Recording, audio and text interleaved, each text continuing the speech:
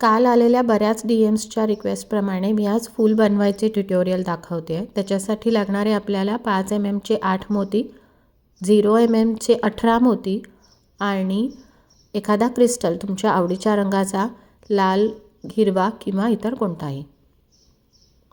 किंवा जर तुम्हाला कलरफुल नको असेल आणि पूर्णच व्हाईट किंवा मोतीच्या रंगाचा हवा असेल तर मग 9 मोती. आणि ह्याच्याबरोबर आपल्याला प्लायर, कटर आणि 3 mmची वायर. आता आपण अंदाजे एक हातभर ही 3 mmची वायर कट करून घेऊया. त्यात एक मोती आणि 0 mmचा गोल्डन मणी ओवून घेऊया.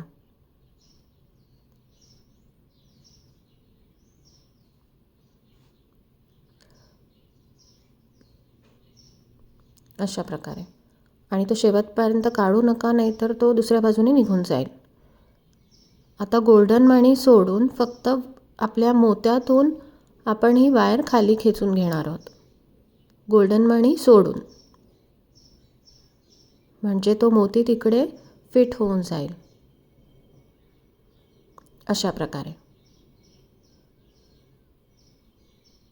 आता आपण अशाच प्रकारे पुढचे 8 मोती ओवून घ्यायचे, ज्याच्यामध्ये आपण एक मोती घेणार, एक 0 mmचा गोल्डन मणी घेणार आणि मग जी आपली 3 mmची वायर आहे ती मोत्यातून बाहेर काढणार. गोल्डन मण्यातून नाही, फक्त मोत्यातून बाहेर काढणार. अशा प्रकारे आपण सगळे 8 मोती ओवून घ्यायचे. 3 mmची वायर खूपच बारीक असते आणि त्याला गाठ बसू शकते. गाठ बसल्यानंतर त्यातून 0 mmचा मणी बाहेर येणार नाही, त्याच्यामुळे त्याला कुठेही गाठ बसणार नाही याची काळजी घ्या.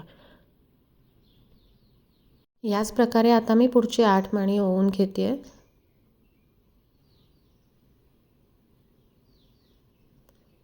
ह्यात एक एक मणी जेव्हा आपण ओवतो तेव्हा खूप गॅप राहणार नाही, इकडे लक्ष द्या. कारण की जर गॅप राहिला तर फूल खूपच लूज बांधलं जाईल आणि मग ते फिनिश प्रोडक्ट छान दिसणार नाही, त्याला तेवढी फिनिशिंग येणार नाही फुलाला. हे बनवतानाचे माझे हात थोडे इग्नोर करा, कारण की माझी खूप एक्स्ट्रा ड्राय स्किन आहे आणि इकडे US मध्ये सध्या थंडी चालू आहे, म्हणून माझी स्किन सारखी पील ऑफ होत असते. आपण फूल कसं बनवतो आहे त्याकडेच लक्ष देऊया. आता हे आपले 8 मोती ओवून झालेत आणि बऱ्याच ट्युटोरियलमध्ये मी बघितलं आहे की ते असे डायरेक्ट गुंडाळतात इकडे, पण मी तसं नाही बनवत. मी ह्या प्रकारे बनवते की आणि मग ते असं दिसेल. आता ही गोल्डन वायर, जी 3 mmची वायर आपण आतून बाहेर काढून घेऊयात आणि प्रत्येक 2 मोती धरून, अंगठ्याखाली 2 मोती धरायचे आणि त्याला ही वायर अशी घट्ट गुंडाळायची, म्हणजे जो गॅप राहिला आहे तो गॅप निघून जाईल आणि मोती जवळ येतील, जेणेकरून फुलाचा लूक छान दिसेल. जे 2 मोती आपण घट्ट करतो आहे ते 2 अंगठ्याखाली धरून घ्यायचे आणि हे सगळे मोती असे गुंडाळून झाल्यानंतर त्यात तुम्ही हवा असलेला क्रिस्टल घ्यायचा आहे. ती तार तशीच बाहेरून आतल्या साईडला वळवायचे, कुठूनही आतून खालून बाहेर काढायची नाही आहे आणि असा त्यात क्रिस्टल टाकून घ्यायचा आहे, म्हणजे तार कुठेही वरच्या साईडला दिसणार नाही. ही वर काढून घेतल्यानंतर आता त्याच्यामध्ये आपले उरलेले गोल्डन मणी, जे 10 उरलेत, 8 आपण वापरले फूल करताना, आता हे जे 10 उरले ते 10 घालून घ्यायचे. तुम्ही जर मोठा क्रिस्टल घेतला किंवा छोटा क्रिस्टल किंवा छोटा मोती घेतला तर तुम्हाला 10 गोल्डन मणी लागणार नाहीत. सो ते कमी जास्त किती करायचे ते तुमच्या क्रिस्टलच्या आकाराप्रमाणे आणि बाहेरच्या मोत्यांच्या आकाराप्रमाणे ठरेल. आता मी जे 8 मोती घेतले त्याला मी 10 गोल्डन मणी वापरले. हे 10 ओवून घ्यायचे. हे 10 ओवून झाल्यानंतर मध्ये जे काही आपण क्रिस्टल, एडी स्टोन किंवा मोती लावला असेल त्याला राऊंड करून घ्यायचं आहे. आणि बऱ्याचदा मी बघितलं आहे की त्याला डायरेक्ट खाली गुंडाळतात, पण मी तसं न करता परत पहिल्या मण्यातून बाहेर काढून घेते, म्हणजे ते फिटिंग व्यवस्थित होते आणि कुठेही तार दिसत नाही.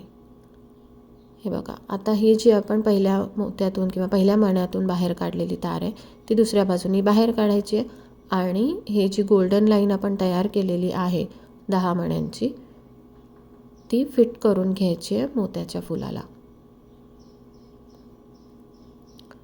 सगळ्या प्रत्येक मण्यातून बाहेर नाही काढली तरी चालेल, फक्त 4 बाजूनी फिटिंग केली तरी छानच दिसेल आणि ते घट्टच बसेल. आता आपण उरलेल्या दोन्ही तारा वरच्या साईडनी कट करायच्यात.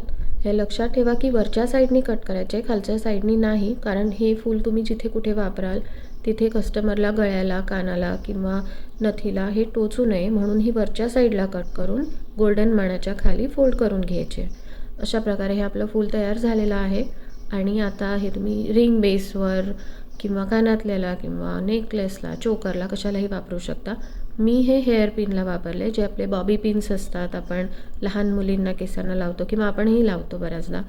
तर या फुलाची फिनिशिंग खूप छान आलेली आहे. आणि तुम्हाला जर या ट्युटोरियलमधून हे फूल कसं बनवायचं हे कळलं असेल आणि जर तुम्ही बनवलं तर मला टॅग करायला विसरू नका. थँक्यू.